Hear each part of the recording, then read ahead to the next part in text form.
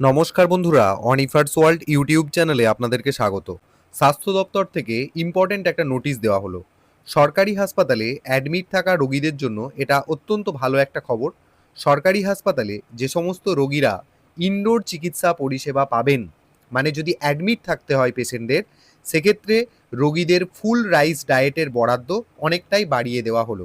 সেই রকমই সরকারি অর্ডার প্রকাশিত হয়েছে, যেটা এতদিন পর্যন্ত চলছিল। প্রত্যেকটি রোগী পিছু ৫৬ টাকা ৬৪ পয়সা বরাদ্দ ছিল, সেটাই বেড়ে হলো ১১০ টাকা।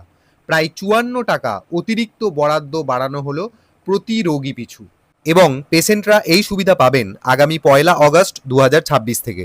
আশা করা যায় ইন পেশেন্টদের রান্না করা খাবার এবার অনেকটাই উন্নত মানের হবে, এবং এর জন্য অবশ্যই বর্তমান সরকারকে ধন্যবাদ জ্ঞাপন করি।